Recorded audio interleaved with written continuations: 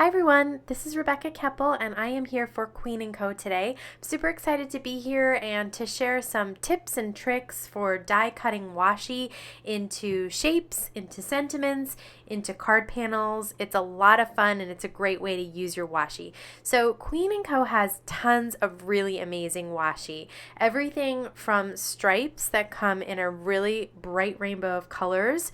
They have florals, some hearts, some stars, polka dots, definitely a personal favorite there. Then they have the new glitter washi, which comes in the polka dots, in stripes, and in straight plain glitter. They also have some thin glitter washi, and this one that I like to call kind of like a holographic look of washi. So there's lots of options when you're shopping at Queen & Co. to get lots of different washi. So let's talk about some different ways to use that washi. The first one is to die cut a shape. So I have this cloud die from Queen & Co. and I have some plain white cardstock. You don't have to use anything special here. Actually, you can just use really cheap cardstock, and I think smooth works better for this technique.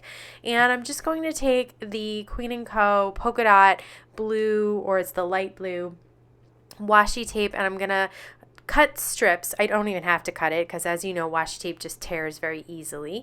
And I'm going to line up my strips right next to each other to create a little piece of pattern paper. But the fun thing about this is you can continue the pattern there, because I had half a dot on the top. Now I have half a dot on the bottom, and I've created a full dot. And this time I have a full dot on the bottom. So I'm going to take the full dot that I have here and I'm going to line it up, but I'm not going to line it dot right under dot. I'm going to sort of shift it to the side there. And if you can see what I mean, that's going to create the pattern rather than kind of dots right on top of each other. So I'm just going to continue to do this until I have a large enough swatch that I can cut out my cloud there, and I do now. So let's send this through the die cut machine. I have my Sizzix here, and I use a magnetic platform when I'm working with wafer thin dies.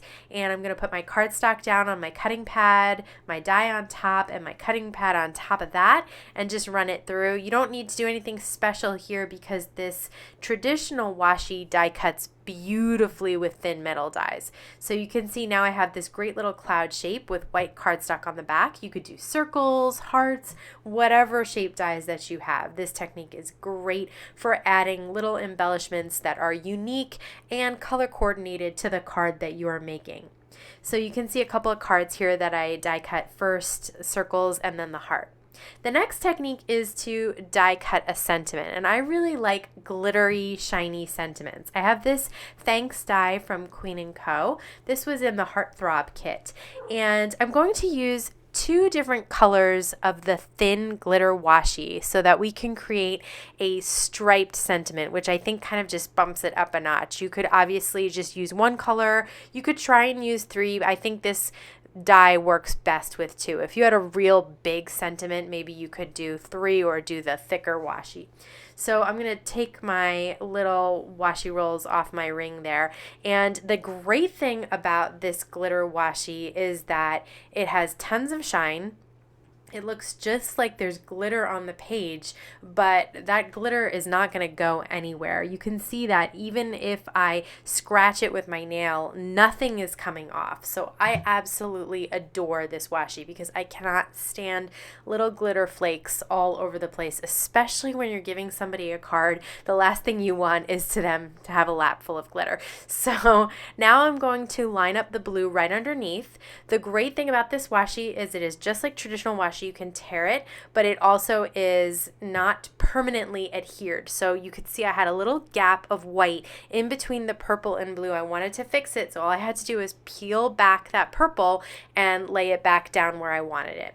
So I just made sure that I had the strip wide enough for the Thanks die, and now I just need to add a couple more just to make it thick enough so that we can cut out the entire die and not see any white cardstock.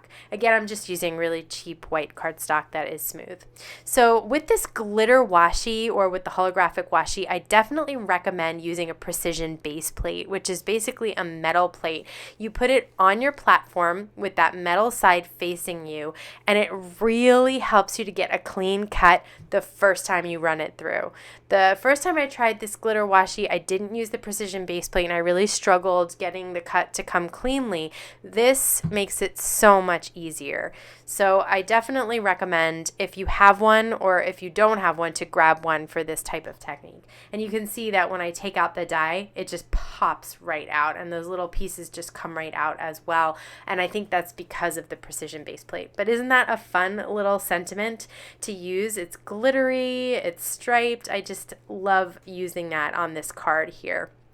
So the next technique we're going to do is to create a card panel using washi. And this time we're using the traditional washi. This is the striped washi. And again, I have a card panel. This one I have cut to 4 1/4 by 5 1/2 because I'm actually going to die cut a slightly smaller rectangle and layer that on my card.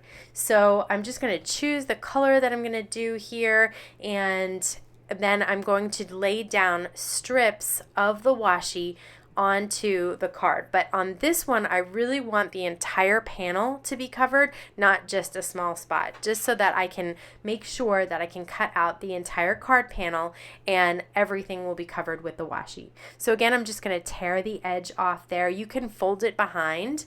The great thing about this washi and the cardstock that I'm using is pretty thin, so the dies will cut through even if it was 2 layers of the washi and the cardstock.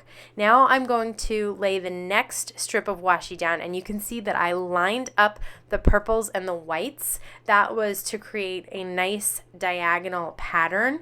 If I had not lined those up, if it was purple and white lined up together, to me that was just creating too much of a dizzying effect and I didn't like it as much. So you'll see at the end how I use this panel, and I really like just the peak of diagonal sticking out.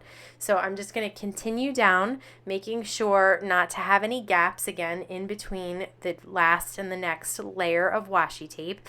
This actually goes very quickly. It's not a very time-consuming process, and again, you get to create a card panel that's going to perfectly coordinate with your color coordinating card design.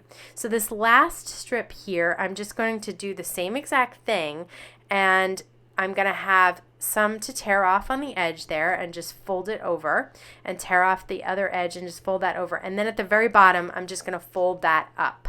So now I have my panel ready to send through the die cut machine. And you can see how that smaller rectangle fits perfectly inside here and is going to create a really cute little rectangle card panel.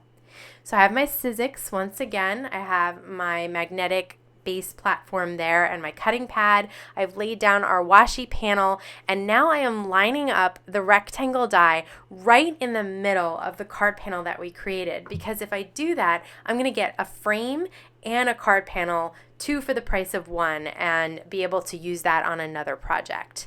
So I run that through. I don't have to use the precision base plate because we're just using the traditional washi here. And here you go. You can see that I get this cute little diagonal frame, and then I get this fun diagonal card panel that has the stitched elements from the die as well. So here's a card that I created using that card panel. I also die cut those candles too.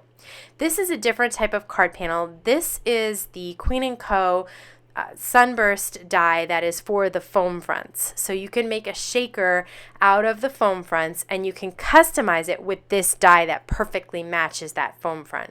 So I just wanted to show you that you could use glitter washi with this technique, and you could use these for shakers as well.